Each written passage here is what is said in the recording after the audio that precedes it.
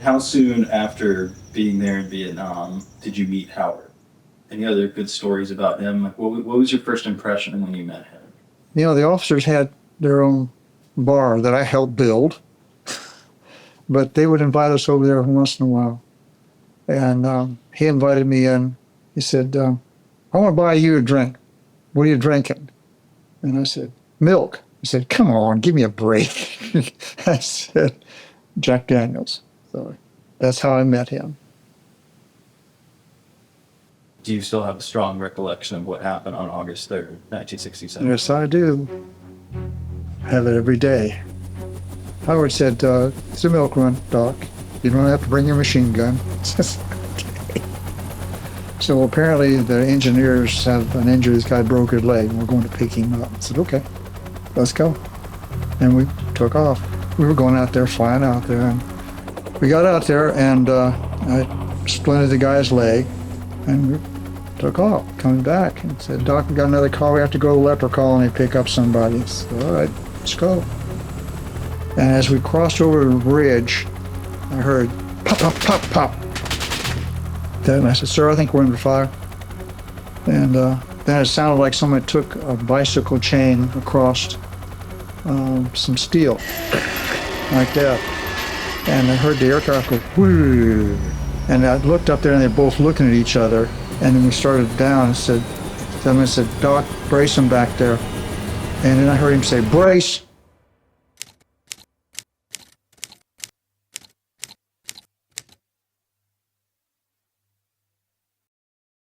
On August 3, 1967, a medical evacuation helicopter crashed in Vietnam. Despite eyewitness claims of enemy fire, the military determined it to be an accident. Among the dead was my great-uncle, First Lieutenant Howard Schnabolk. He was 23. Growing up, I'd always heard stories about Howard. When my family would gather and tell stories about him, there would always be laughter and lightness. But on Howard's yard site, the anniversary of his death in the Jewish faith, a darkness would fall that I never understood. No one ever talked about his death. I'm interested in learning more about the details of my great-uncle's death, especially while those who knew him and witnessed the accident are still alive. Maybe some clarity on what happened will help resolve some of that darkness. And now I sort of want to talk about August 3rd. Where were you? How did it all unfold? Well, learning about Howie's death, of course, came as an incredible shock to everybody in the family. I got a letter from a fraternity brother. You know how many people are dying over there. You know people who are getting killed over there. But it was obviously painful. I can remember it like it was yesterday. My parents owned the building, and it was like a railroad flat. So you went from room to room to room, and I was all the way in the back. And all I heard was my mother screaming. And then as I walked into the living room, the image that I have in my mind, even today, is the back of an army uniform walking across the deck and down the stairs. I can remember it like it just happened. The phone rang, I picked it up, and it was my mother-in-law. And I'm talking to her, and all of a sudden I heard her screaming. And I said, Mom, what's the matter? And she slammed the door, and she said, you're not coming in here. You're not coming in here. And she said, oh my God, Howie. And I said to Alan, I think Howie's home.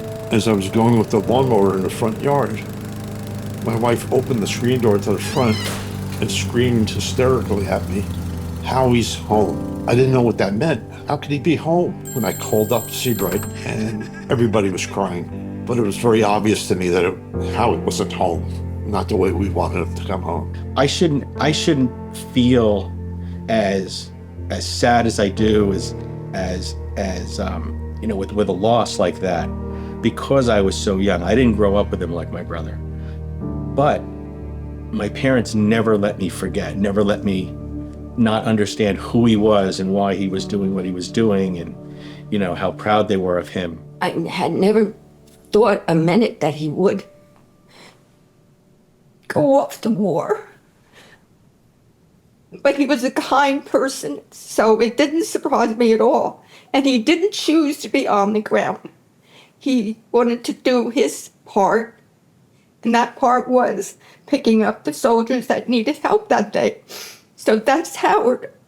If you knew Howie, not if you just met him for a few minutes, quiet guy and whatever, but if you knew him, you knew this was a guy who was going to go in the hairiest, hottest situations, and he was going to pull people out, because that's what had to be done. I want to talk a little bit more about the crash and your take of what happened. He was leaving that day. He wasn't on call. And this is where he could have turned his back and picked up his helmet and walked over to where he was supposed to be waiting for his ride out. And he didn't. He picked up his helmet, he put it on, and he said, "I'll take this call." Your mind doesn't know how to process it. And I said, what do you mean he's killed? How can he be killed? No, he wasn't a firefighter or anything like that. How could he be killed? It never occurred to me that a helicopter crash. It just, even though it was happening all the time, I could hear it on TV. It never occurred to me that it could be happening to our family. I was always told that it was shot down. So that was all I remembered. And I learned later that Army Medevac helicopters, people had life expectancy there in months or weeks, not tours. Bullets were fired, came through the helicopter, impacted the engine, caused engine problems, and that's the reason the helicopter was coming down. Later on, we started seeing information from the Army that indicated death not due to hostile fire. What do you mean non-hostile? There was bullets fired. The helicopter crash. I can imagine, since I worked in the government many years, a commander saying to somebody junior, handing him a piece of paper, said, "Go investigate and make this go away." Just to do it fast, get on to the next problem. I can't speak personally to any discrepancy, but I will say this, I did read the accident report. And at the very least, it left it open. I do recall one of the guys on board saying he heard a ping, gave some kind of testimony that, it's the kind of what you hear when small arm fire hits a chopper. Howie was recommended for many awards, but he didn't get a Purple Heart. One of the reasons you don't get a Purple Heart is because you weren't wounded, or it was non-hostile, or it was an accident of some sort. And you weren't involved with the enemy. Well, he was involved with the enemy to some extent. Not in a fight, but in retrieving wounded. All these years later, Howard's family still believes his helicopter was shot down, but the military's investigation meant Howard did not receive a Purple Heart. Needing more clarity, I sat down with 3 Vietnam veterans, each with their own personal connection to the crash. Now that I remember this like it was yesterday. Oh, yeah. Yeah, that's a picture that will always stay in my brain. That's the first time I ever came to death. It started off with, I was scheduled the night before to fly with Howie on what we call first up. Warrant Officer Griffith, he took my place as the co-pilot of the aircraft. When I was actually in the bathroom washing my hands, when somebody came in running and said, "We need you as a pilot," one of our aircraft went down. And I hopped into the aircraft and we flew out to the site where the incident occurred. I was asked to go up and assist in the investigation. And it was an ad hoc type of thing. We were like just initial investigators because they hadn't formed the accident investigation board yet. So they needed somebody to go up there and start gathering. Well, the information was fresh, very important. And then I heard him say, "Brace," and we hit. And I hit the ceiling. I came back down, landed on top of the guy again, and I rolled out, and I looked back at the helicopter, and the boom was broken, the nose was pushed up in a rice paddy, and I had blood coming down my face. I looked back, and the crew chief came running out, and then another guy came out, and he was on fire too. And I grabbed another blanket and put it around him and dragged him back, and I looked back at Howard, and the aircraft exploded. That's the thing that I dread most the rest of my life, is I didn't try and go in there and get him. I had heard that it was a gunfire that brought down, and that was what our belief was at first, because we didn't really have a lot of information at that point. The two stories that I got was one that they'd received enemy fire, and the other one was that they had a mechanical problem, which was called a compressor stall. I've had a compressor stall before. It does sound like gunshots, whether it's an AK-47 or something else, but it does sound like gunshots. So it could have been either one. It could have been either one. It could have sounded like gunfire. I can understand that when you hear that bang and everything, and however, there was no enemy activity in that particular area at the time, according to sources. The area that we're in is what we called the leper colony. We also knew that behind that, and it's just a valley, like a cove that butts into the side of the mountain. The Viet Cong NVA had a hospital back there. Anytime we were outside of a major base camp, we considered it hostile territory. There were a lot of what we called one-shot Charlies around. They're out there with their old bolt-action rifle left over from World War II, and they take a pot shot at us. A lot of times we never even knew we were taking fire until we come back and found bullet holes. When you take one of those helicopters and they're made out of magnesium and fiberglass, and they're carrying jet fuel, you set that on fire, how are you going to come back with a concept that maybe they were shot down? The rubble that was left in that stuff, how do you come up with a concept that it was pilot error? The man did what he had to do to survive, and more important, that we would survive. A lot of these incident investigations were conducted by non-trained personnel. They just grab up whoever's available to go out and see what they can find. Yes, I was probably not trained to do accident investigations. They sent, a lot of things in the military, you do something that you don't even believe you're qualified for.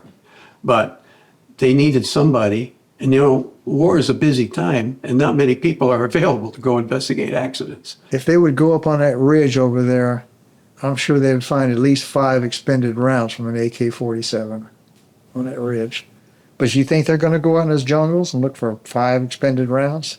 Heck no. So it's always been up in the air to me. Why?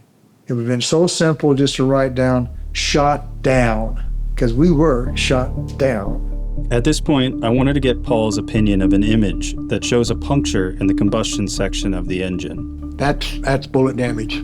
That is bullet damage. There's no doubt in my mind that's bullet damage. So, yeah. Seeing this puncture, Yeah. I've seen lots of punctures. I've never seen one actually in the engine part. I've seen them all over the aircraft. This looks just like them. And that would be one of the worst places you could possibly get it too. I live my life every day with that day. I got pictures around here of Vietnam, me in it, and it always goes back to that day, because that day makes me live a different kind of life.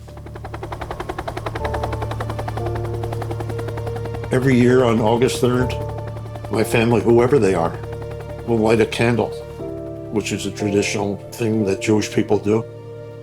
And no one will ever forget as long as I'm alive, or as long as my kids are alive, or with what you're doing with this documentation. They can't forget. The withholding of a Purple Heart certainly is ridiculous. As I said, it doesn't matter if a round hit the engine or the engine, and the plane, as I believe, was not well maintained. The engine went. The people on board were there not only in a war theater, but in a wartime situation. At the very least, the Purple Heart should be awarded. Howie may have lost his life, but he saved half his crew. And that's an accomplishment in itself. But in my personal opinion is that this definitely would warrant a Purple Heart. And it's same for the other crew members too. I think the man should got a Congressional Medal of Honor. Not just a Purple Heart. This man deserved anything that he could get. Howard did the best he could under the circumstances, as a lot of us did. Some of the decisions we made might be good, some of them bad, but we did what best we could, and we saved a lot of people.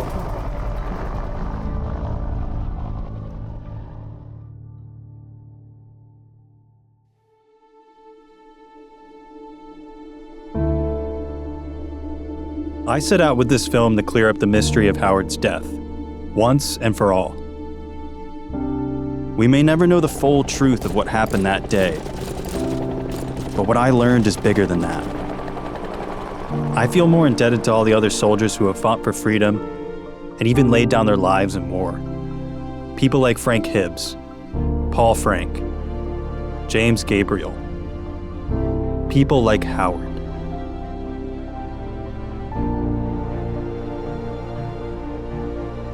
He sacrificed himself so that others may live and served his country valiantly, regardless of what happened, enemy fire or not. He was in Vietnam to help people and save lives, on both sides of the conflict. He was and is the embodiment of what it means to be human. Courageous, brave, selfless.